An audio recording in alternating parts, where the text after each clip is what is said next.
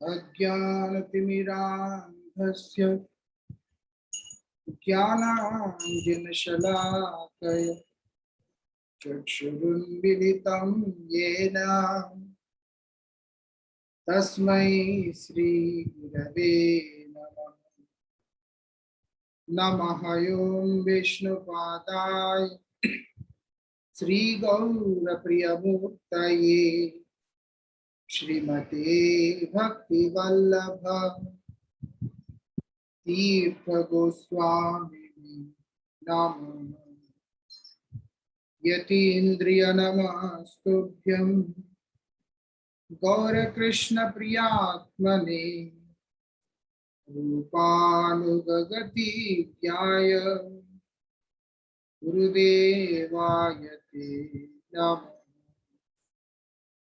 पतितपावन परम करुणामय परमाराध्यतम श्रील गुरुदेव नित्य लीला प्रविष्टो विष्णुपाद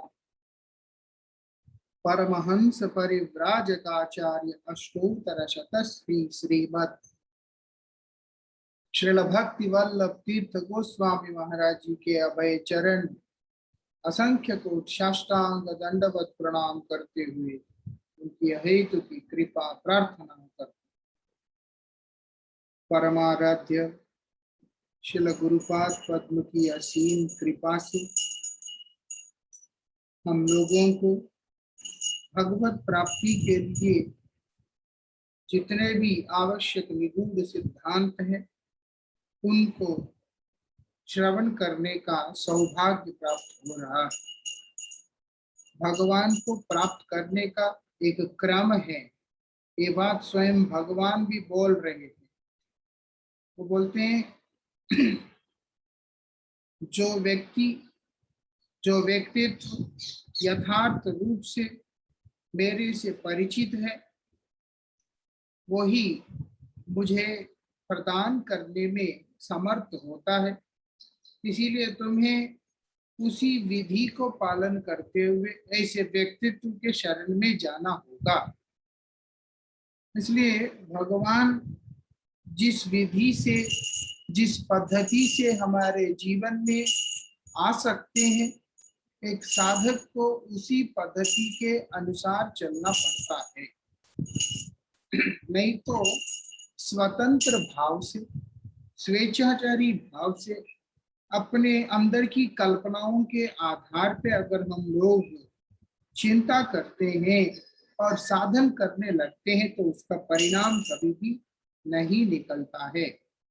इसीलिए अगर आप देखते हैं ऐसा नहीं है कि दुनिया के अंदर कोई भी व्यक्ति भजन नहीं करता। इस संसार के अंदर अधिकांश व्यक्ति भगवान के ऊपर विश्वास रख के भजन करने वाले होते हैं, लेकिन वास्तविकता में उनका विश्वास का कोई मूल्य नहीं होता, उनके साधना का मूल्य कोई नहीं होता, क्योंकि वो लोग प्रामाणिक स्रोत के अंदर जाकर उस कृपा को लाभ नहीं ले रहे हैं। वो लोग स्वतंत्र भाव से कर रहे हैं।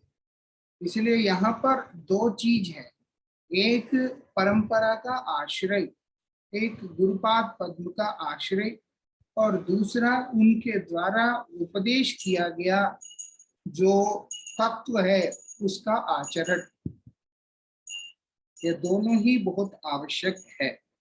उसी क्रम में हम लोग यहाँ पर जो श्रवण कर रहे हैं आज उसका 11वां श्लोक 11वां श्लोक श्री दास गोस्वामी जी महाराज यहाँ पर क्या बतला रहे हैं। समम श्री रूपेण स्मर विवश राधा गिरिभृतो ब्रजे ब्रजे साक्षात सेवा लभन विधये तद गुणायुजो तद ईज्याख्य ध्यान श्रवण नाति पंचामृतमिदम्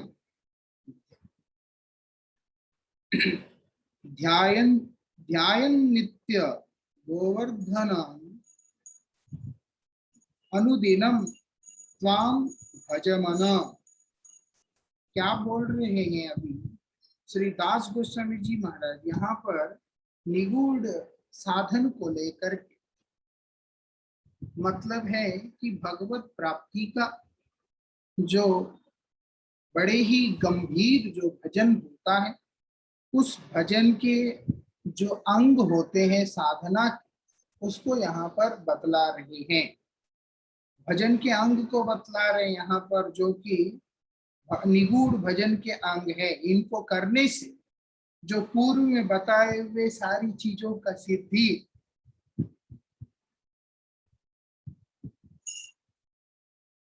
व्यक्ति के जीवन में सुगमता से हो जाता है।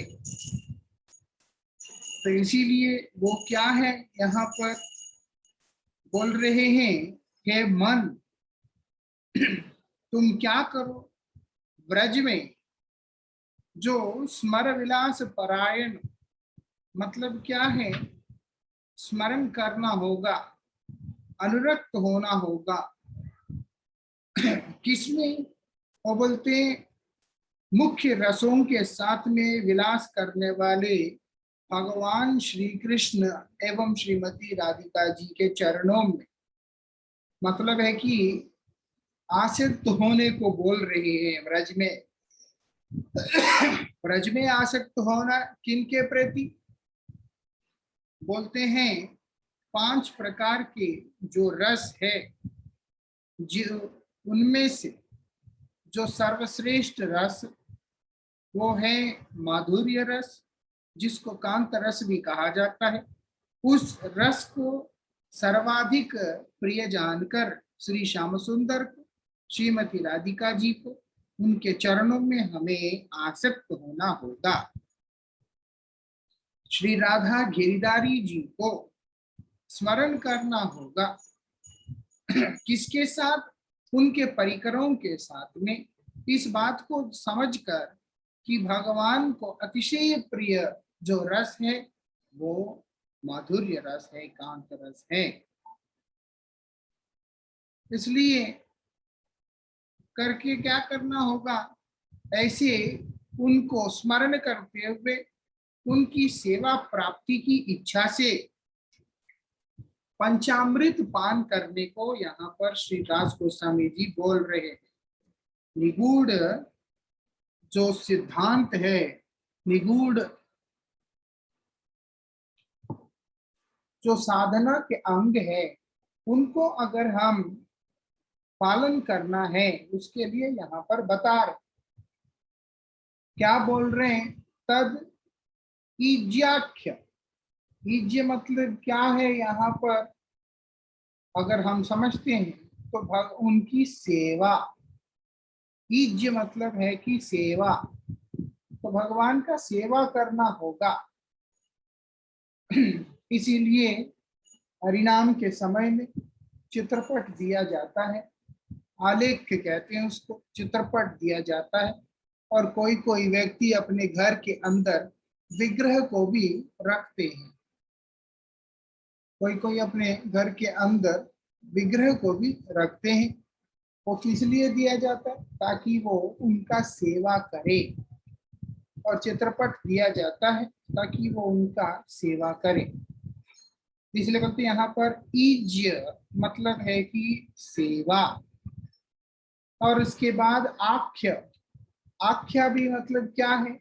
नाम रूप गुण लीलाओं का यहाँ पर कीर्तन। और बोलते हैं नाम रूप गुण लीलाओं का कीर्तन को आख्य बोलते हैं। और क्या बोलते हैं यहाँ पर? और क्या बोल रहे हैं? उनका ध्यान करना होगा और उसके बाद श्रवण करना होगा। और नाति, नाति मतलब है नमन करना, नाति मतलब है कि प्रणाम करना। और उसके बाद श्रवण करना, कीर्तन तो करना ही, श्रवण भी करना होगा। और तीसरा ध्यान भी करना होगा। जो वस्तु को हम लोग श्रवण करते हैं, उस जो वस्तु को हम कीर्तन करते हैं, उसको बड़े ही ध्यान पूर्वक करने के लिए उपदेश दिया जा रहा है। ये 5 प्रकार के अमृत है, इनको पंचामृत कहा। कौन बोल रहे? श्री दास गोस्वामी जी महाराज बोलते जो कोई भी व्यक्ति ये पंचामृत को किस तरीका से पान करना है, आप देखेंगे पंचामृत के अंदर भी एक हिसाब होता है।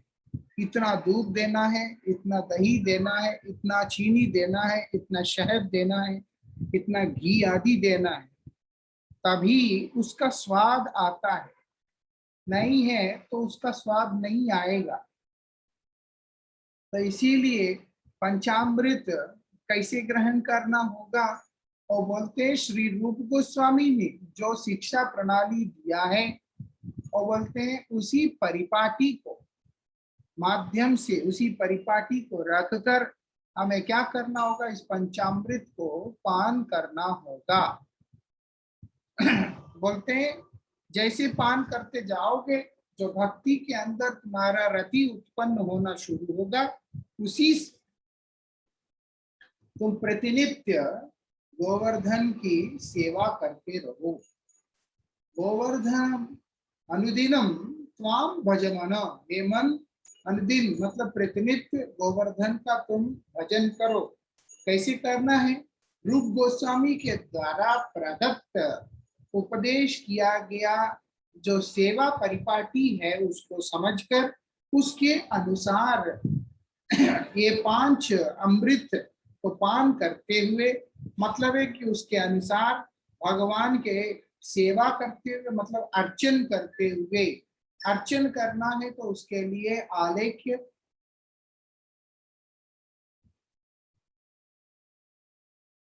अथवा विग्रह आदि का होने की आवश्यकता है।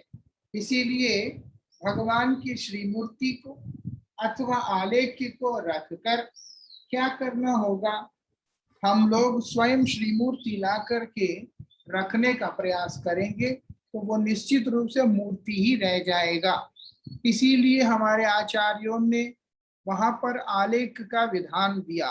आलेख में क्या होता है, फोटो में कि जो चित्र दिया जाता है उस विग्रह का मूल स्वरूप में गुरु वैष्णवों के द्वारा सेवा होते रहने के कारण जो साधक के द्वारा अपनी सेवा काल में हुई त्रुटियां वहां पर मार्जित हो जाते हैं। क्यों? कि वो मूल स्थान में उनका सेवा हो रहा है, तो अन्य स्थान में उनका सेवा उस क्रम से अगर नहीं भी हो पाता किसी दिन, तो भी उसको वो दोष नहीं लगता है। और दूसरी बात,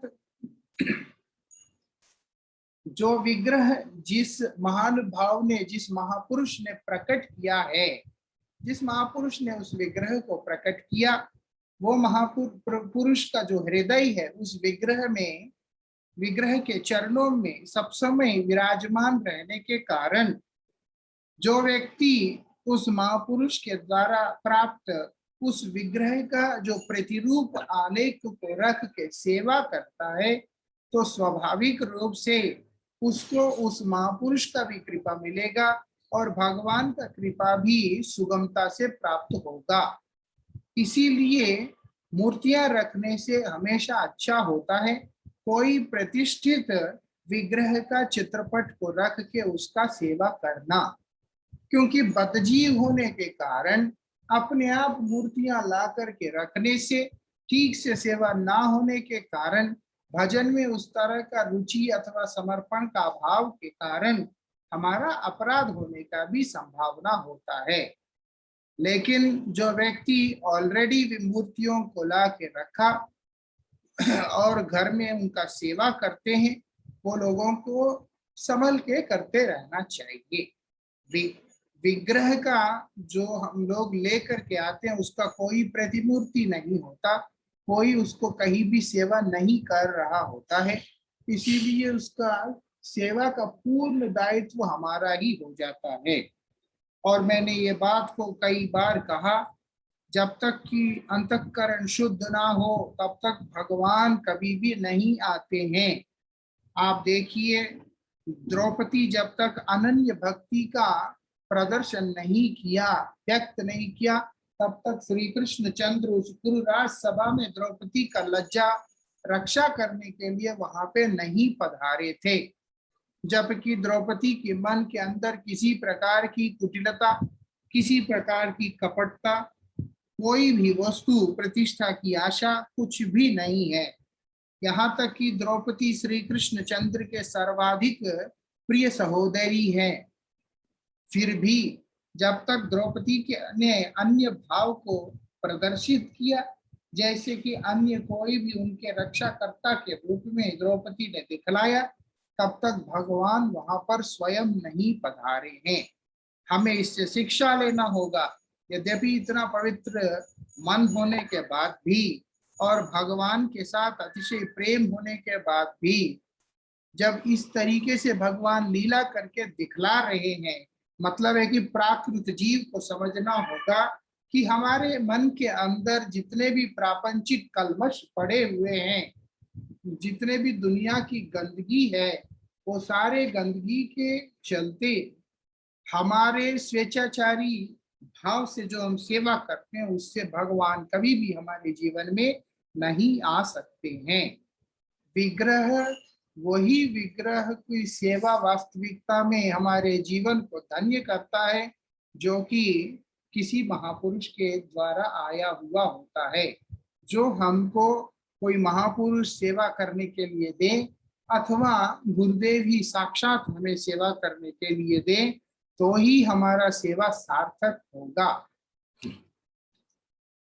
मैं वो कुछ भी दे दे।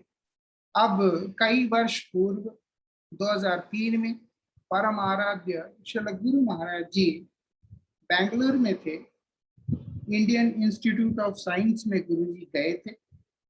वहां पर गुरुजी को लोग स्वागत करके कृष्ण का प्रतिमा लाके दिया, वो भी फाइबर का मूर्ति लाके दिया। तो हमारी एक गुरु बहन को गुरुजी ने बुला के वो मूर्ति उसको दे दिया और बोला सेवा करते रहना। अब वो विग्रह हो चुका है, वो प्रतिष्ठित हो चुका है। जबकि ऐसा कहीं सुनने में आता नहीं कि फाइबर की मूर्तियां सेवा में व्यवहृत होती है। लेकिन अगर हम गंभीरता से विचार करते हैं, जैसे आचार्यों के मुख से भी श्रवण किया, वो भी एक तरह से मिट्टी के द्वारा निर्मित मूर्ति की श्रेणी में आ जाता है। 8 प्रकार की जो मूर्तियां होते हैं, उनमें मिट्टी से भी मूर्ति बनाया जाता है। लोगों के नजरों में वो पुतले होते हैं, लेकिन भक्त के दृष्टि से देखते हैं, शरणागत व्यक्ति के नजरों से देखते हैं, तो पता चलता है प्रतिमा नहीं तुम्हें साक्षात ब्रजेंद्र नंदन। परमाराध्य गुरुदेव का दर्शन उस प्रकार से है। इसीलिए गुरुजी ने जब आदेश किया है कि तुम इसकी सेवा करो, तो वो विग्रह अपने आप से ही प्रतिष्ठित माना जाएगा, चाहे फाइबर का ही क्यों ना हो। इसी प्रकार से कोई भी वस्तु भगवान से जुड़ा हुआ सेवा करने के लिए जब वो साक्षात गुरुदेव से आता है हमारे पास सेवा के लिए, और उसके बाद या किसी श्रेष्ठ महापुरुष के हाथों आता है, तो ही उसको प्रतिष्ठित माना गया है। बोलते ऐसी सेवा करना होगा, स्वतंत्र भाव से नहीं। इसलिए यहाँ पर सेवा करने की बात हो रहा है। यहाँ पर सेवा करने का बात हो रहा है विग्रह का। ये पंचामृत का हिस्सा है। अब हर व्यक्ति दीक्षित नहीं है, तो किस प्रकार से सेवा करेगा? बोलते हैं आलेख के रख के सेवा करनी है, फोटो रख के सेवा करनी है घर में, और उसके बाद जो गुरुस्थान होता है वहां पर जो विग्रह की सेवा हो रहा है उसके अनुकूल व्यवस्था करना। मतलब है जो सेवा ठाकुर जी का हो रहा है उस ठाकुर जी की सेवा को के अंदर अपना योगदान देना। किस प्रकार का योगदान है? तन मन और वाणी के माध्यम से अगर हम लोग योगदान देते हैं, वो भी उस विग्रह सेवा के अंतर्गत ही आ जाता है। जैसे मंदिर में जाकर झाड़ू आदि लगाना, ये भी भगवान की सेवा के अंदर ही आ जाता है।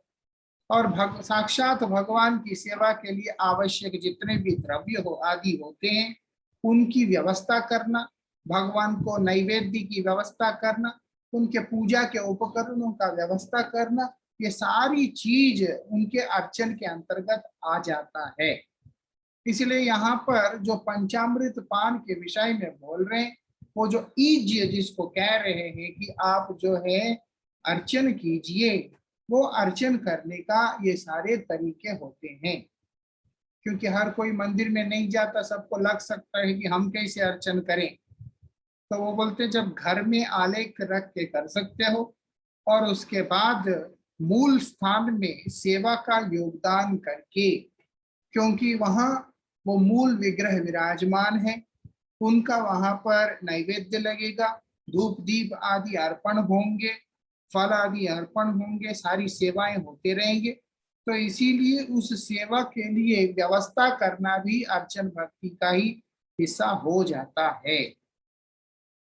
और उसके बाद नाम रूप गुण लीला का कीर्तन, भगवान का नाम, भगवान का रूप और उनके गुण और लीला, इनका कीर्तन करते रहना है।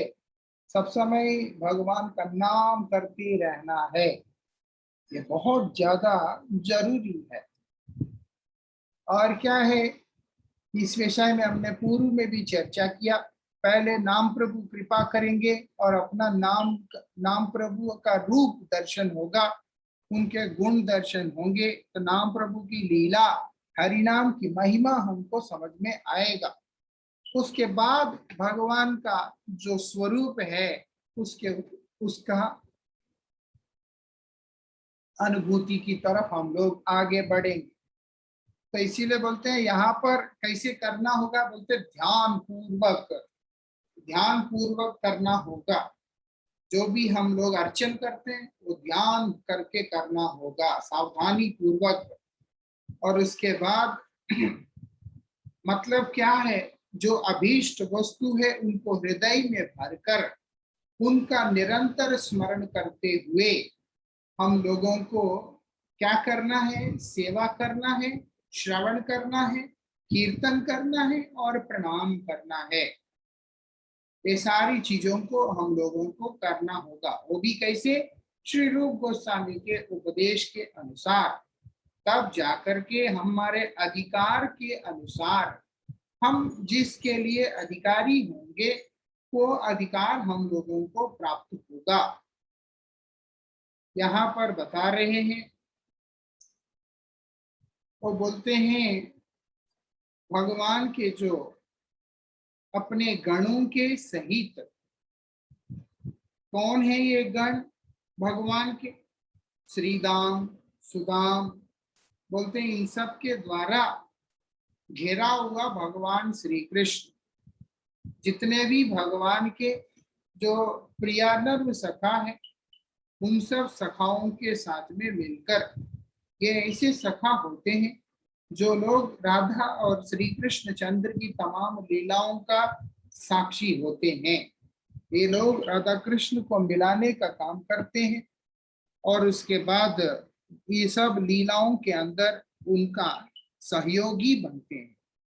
इसीलिए बोलते हैं श्री कृष्ण के उनके जो सखा है वो, और श्री राधा जी की जो सखियां हैं उनका, कौन, ललिता, विशाखा, तुंगविद्या, चंपकलता आदि जो प्रधाना सखियां हैं, इन सब को लेकर क्या करना होगा, इन सब के साथ में हम लोगों को उनको स्मरण करना होगा। उन सब के साथ में हमें इन सब को स्मरण करना होगा। और बोलते हैं विलास परायण, बोलते क्या करना होगा, हमारी आसक्ति किसमें का होना होगा।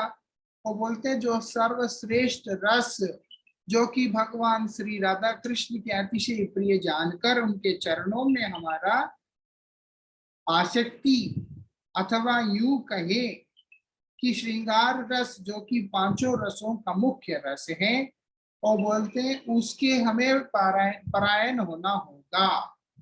मतलब क्या है, उसमें हमारा आसक्ति रखना होगा। मतलब शांत दास साख्य वात्सल्य और माधुर्य आदि रसों में मधुर रस भगवान का प्रिय है बोलकर उसके प्रति हमारा आसक्ति बनाना होगा, ऐसा। और क्या बोलते हैं, और बोलते हैं साधना के समय में जो सेवा होगी, और बोलते हैं वो भगवान के जो साक्षात सेवा है उसका अनुकरण है, उसका वो एक तरह से अनुकरण है। इसीलिए वो सेवा तो है लेकिन अनुकरण उसमें है। लेकिन हम लोग इसीलिए यहाँ पर क्या बोल रहे हैं,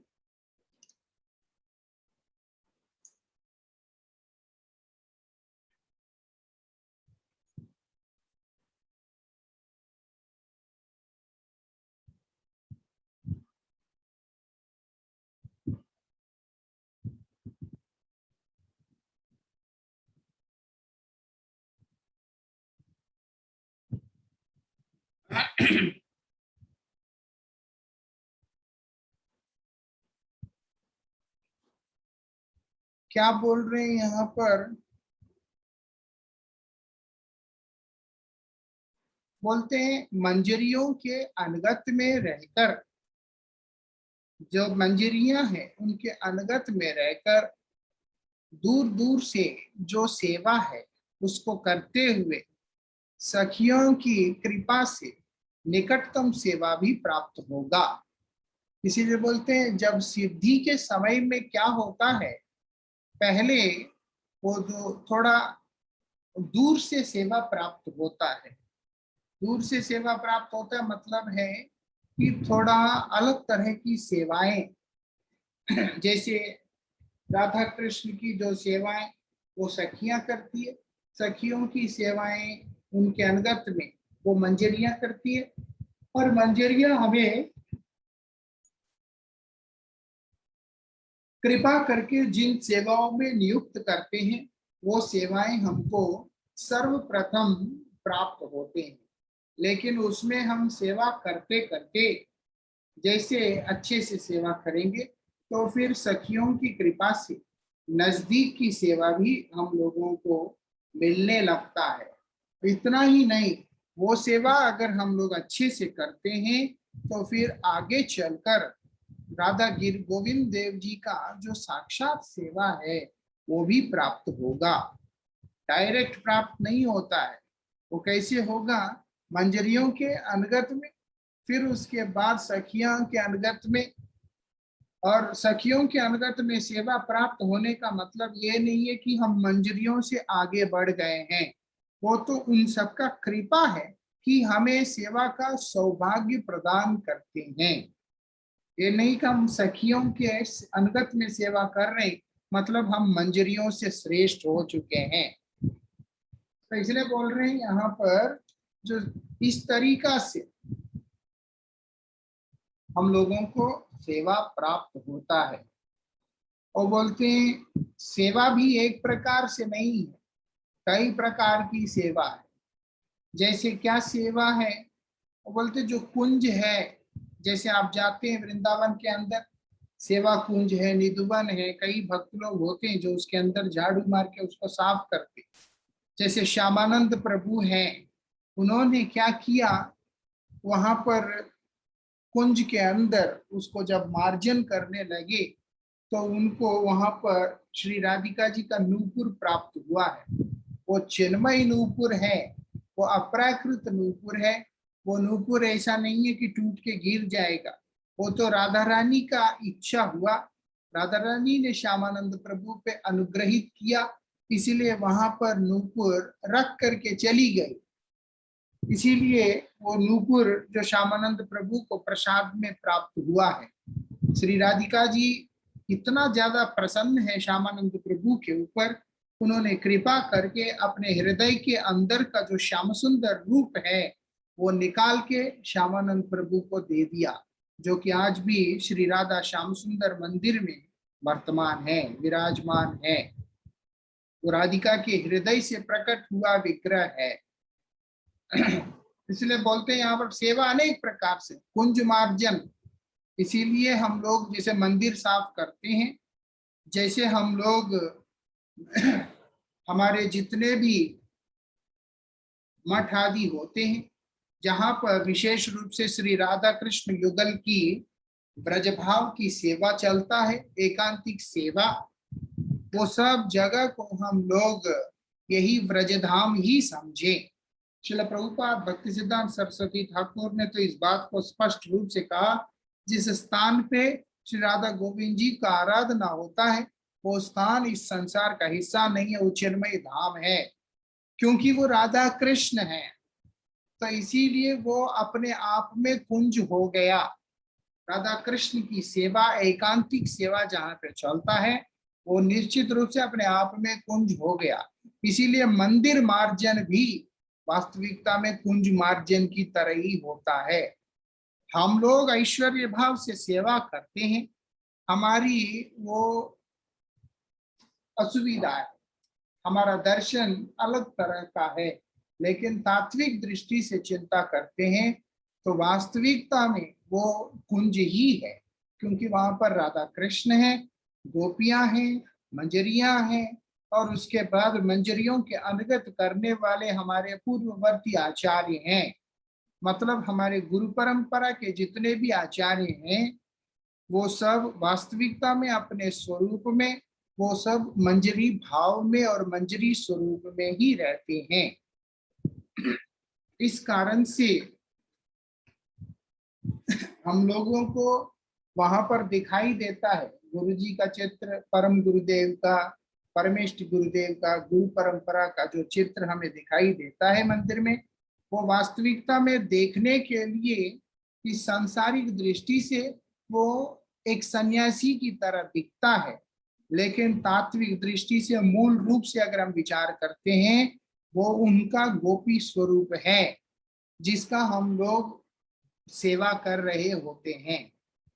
इसीलिए वो सब गोपियां और गोपियों के अनुगत में उसके बाद ये मंजरियां, फिर सखियां, और उसके बाद श्री राधा कृष्ण युगल है। इसलिए यहाँ पर बता दिया कुंज मार्जन, हम लोग जब भी मौका मिले श्री मंदिर में जाकर उसका मार्जन करने का प्रयास करना चाहिए, साफ सफाई करने का प्रयास करना चाहिए। खास करके गुरुस्थान में जाकर हम लोगों को मार्जन करना चाहिए, झाड़ू इत्यादि मारना चाहिए, क्योंकि ये गुरु जी का स्थान है। यहाँ पर मुझको हरिनाम मिला है, यहाँ पर मुझको दीक्षा मिला है। इस प्रकार के भाव से मुझे भगवान को प्राप्त करने का जो मार्ग है वो इसी स्थान से गुरुदेव ने कृपा करके दिया है, इसीलिए ये स्थान मेरे लिए पूजनीय है। इस भाव से हम लोगों को वहां जाकर उसकी मार्जन करना चाहिए। क्यों? वहां पर राधा कृष्ण है, वहां पर महाप्रभु है, वहां पर गुरुदेव है, ये सब है, वो कुंज है। फिर उसके बाद भगवान विश्राम करेंगे, इसीलिए उनके लिए शैया का सजावट करना, रोज भगवान से जैसे मंत्रों के द्वारा प्रार्थना किया जाता है कि प्रभु आप कृपा करके, बोलते हैं शयन स्थान में पदार्पण करें, मतलब आप पधारें कहाँ पर? शैया के पास, ताकि आप आराम से विश्राम कर सके। इसीलिए उनके लिए शैया सजाना, उनके लिए बिस्तर आदि सजाना, वो बोलते हैं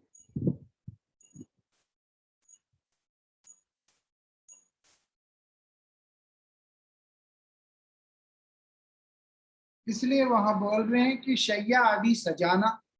फिर उसके बाद भगवान को जल आदि अर्पण करना, जैसे भगवान श्री राधा जी के साथ में रास आदि लीला करने के बाद जब क्लांत लीला करते हैं कि मतलब अभी वो थक चुके हैं, उस समय उनको जल आदि मिले, उसके लिए पानी लेकर के आना, फिर उसके बाद वन फूलों की माला के द्वारा भगवान को सजाया जाता है, उसके लिए माला बनाना, ये चीजें बहुत जरूरी होते हैं।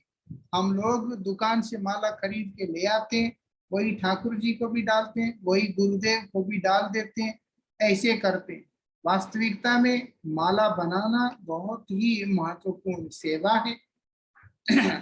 गदाधर जो पंडित जी महाराज है, वो हमेशा भगवान के लिए अपने हाथ से माला बना बना करके डालते थे। वो माला डालते डालते ऐसा हो गया कि वो माला डाल नहीं पा रहे हैं बोल के गोपीनाथ जी को नीचे बैठ जाना पड़ा। आप जाके देखते हैं श्री तोटा गोपीनाथ मंदिर में कि वो माला डाल नहीं पा रहे हैं, क्योंकि विग्रह बहुत बड़ा है। इसी कारण से वो क्या करते हैं, गदाधर पंडित जी के लिए पद्मासन पे वहां पर बैठ जाते हैं। ये विशेषता है। बोलते इतना सुंदर तरीका से माला बनाते हैं, जब श्री चैतन्य देव के गले में वो माला पड़ता है, बड़ा ही सुंदर तरीका से चमकने लगता है। इसलिए बोलते हैं माला बनाना भगवान के लिए, गुरुदेव के लिए अपने हाथों से बहुत बड़ी सेवा है।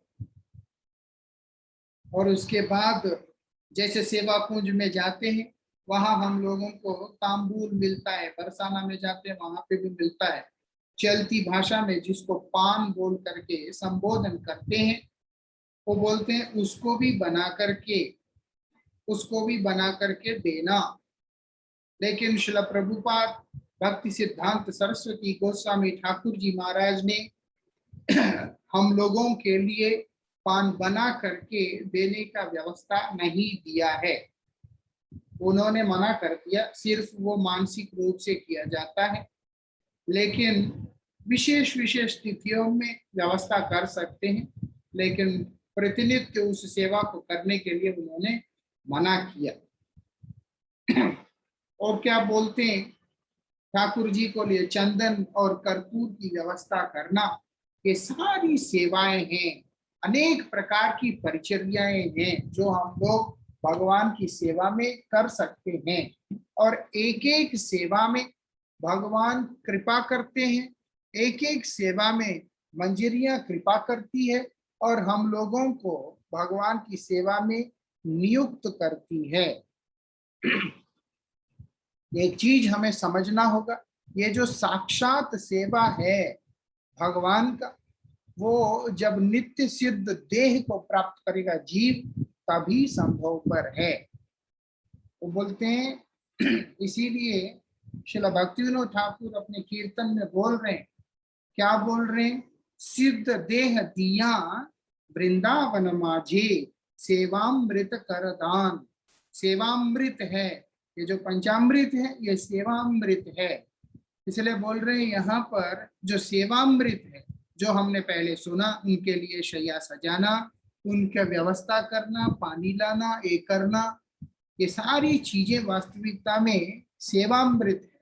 लेकिन ये संभव कब होगा, अप्राकृत देह में, नित्य सिद्ध देह की प्राप्ति में ही संभव होगा। क्योंकि भगवान नित्य सिद्ध और भगवान पूर्ण शुद्ध तत्व हैं। वो भगवान है, अनंत ब्रह्मांडों के मालिक है, भोक्ता है, प्रभु है। वो प्राकृत देह के साथ में संयुक्त नहीं है। अप्राकृत चिन्मयी चिदानंदमयी देह को धारण करने वाले भगवान की सेवा वही नित्य सिद्ध भूमिका में जाके होगा। उसी के लिए यहाँ प्रार्थना करते हुए कह रहे हैं कि सिद्ध देह दिया, मुझे सिद्ध देह प्रदान करें। और प्रदान करके क्या करना है, वृंदावन माझे, वृंदावन धाम के मध्य में सेवामृत करदान। आप देखिएगा, ये प्रापंचिक मलिनताओं को लेकर, दुनिया की गंदगी को लेकर जो कोई भी व्यक्ति है, वो भगवान की सेवा कैसे कर सकता है, वो भगवान की सेवा नहीं कर सकता है। ये गंदगी को साफ करना होगा। इसीलिए फिर घूम के अगर हम वापस जाते हैं तो हमें समझ में आता है श्री चैतन्य महाप्रभु ने सबसे पहले ही इशारा कर दिया, चेतो दर्पणम मार्जनम, चित्त रूपी दर्पण का सबसे पहले मार्जन करो। जब चित्त मार्जन होगा तभी सब कुछ संभव होगा। इसलिए बोलते सिद्ध देह दिया वृंदावन माझे, वृंदावन के मध्य में, आपके चिन्मय धाम के मध्य में, जहां आप श्री राधा जी के साथ अपने असंख्य गोपियों के साथ में विराजमान है। बोलते ततो वृंदावनम ध्यायेत परमानंद वर्धनम, परमानंद वर्धनम, परमानंद को वर्धन करने वाला स्थान है वृंदावन धाम। ततो वृंदावनम ध्यायेत परमानंद वर्धनम, कालिंदी जल कल्लोल संगीन मारुत सेवितम, नाना पुष्प लता बद्ध वृक्ष संडैश्च मंडितम, कोटि सूर्य समाभासम विमुक्तम षट्तरंगिकै। वो बोलते हैं क्या है वो वृंदावन धाम की ऐसी महिमा क्या है, वहां बता रहे बड़े सुंदर जमुना जी के जल का स्रोत, उसके तरंग, उसके किनारे में लगा हुआ कदम के वृक्ष, अन्य अन्य लताएं, गुल्म लताएं जितने भी हैं, फूल फल आदि, ये सब वहां का वैभव है। बोलते हैं इसीलिए बोलते ऐसे वृंदावन धाम का, ऐसे ब्रज धाम का हम लोग ध्यान करते हैं, ऐसे वैसे धाम का ध्यान नहीं करते। इसलिए बोलते हैं ऐसे जो वृंदावन है अपराकृत धाम, उसमें आप मुझे कृपा करके स्थान प्रदान करें और सेवा प्रदान करें। और इतना ही नहीं, आपसे प्रार्थना है ये सेवा प्रदान करके प्रेम का अमृत मुझे पिला दीजिए। इसलिए बोलते पिया या प्रेम, जब इतना पिला दीजिए कि मैं उन्माद अवस्था को प्राप्त हो जाऊं और आपका ही नाम गुणगान करता रहूं। कहने का तात्पर्य सिद्ध देह की प्राप्ति सेवा के लिए बहुत ज्यादा जरूरी है। वो बोलते हैं बद्ध जीव होने के कारण अपने इस जड़ शरीर को लेकर और सूक्ष्म शरीर को लेके, मतलब है स्थूल और सूक्ष्म, मन बुद्धि अहंकार वाला सूक्ष्म शरीर, और उसके बाद पंच तत्वों से बना हुआ पृथ्वी जल अग्नि आकाश वायु से बना हुआ ये स्थूल शरीर के द्वारा कभी भी भगवान की साक्षात सेवा नहीं कर सकता है। ये बात हम लोगों को समझना होगा। कभी भी हम लोग भगवान की साक्षात सेवा नहीं कर सकते हैं, लेकिन इसका मतलब हताश होने की जरूरत नहीं है। भगवान ने कृपा करके अपने परिकरों को इस जगत में भेजा, जो कि हमें भगवान की सेवा में नियुक्त कर रहे हैं। हम लोग इसीलिए गुरुपाद पद्म का आश्रय लेते हैं। गुरुदेव कृपा करके हम लोगों को भगवान की सेवा में नियुक्त किया। किस प्रकार से नियुक्त किया, उसका शुरुआत है हरिनाम के माध्यम से। उसका जो हरिनाम के माध्यम से वो शुरुआत है। इसलिए बोला गोलोकेर प्रेम धन हरिनाम संकीर्तन, गोलोक प्राप्त करके उस वृंदावन धाम के अंदर, गोलोक वृंदावन के अंदर श्री राधा गोविंद देव जी का जिस प्रकार से हम लोगों ने सेवा करना है, एकांतिक सेवा करना है, उस एकांतिक सेवा को प्राप्त करने का जो बीज है वो ये हरिनाम है। इसीलिए हरिनाम के ऊपर ही सबसे ज्यादा जोर दिया जाता है। हरिनाम करने का मतलब है चित्त दर्पण मार्जन करना। हरिनाम करने का मतलब है आश्रिष्य वापादरताम पिनष्ट माम दर्शनम वाली अवस्था तक पहुंच जाना। मतलब है कि परम बद्ध अवस्था से जीव निकलकर क्रम से उन्नति को प्राप्त करते हुए नित्य सिद्ध अवस्था में पहुंच जाता है, और उस चिन्मय धाम के अंदर श्री राधा गोविंद देव जी का गोपियां मंजरियां और सखियों की कृपा से साक्षात सेवा को प्राप्त कर जाता है। इसके आगे की चर्चा हम लोग कल करेंगे। पंचा कल्पतरुभ्यश्च कृपा सिंधुभ्य एव च पतितानां पावनेभ्यो वैष्णवेभ्यो नमः।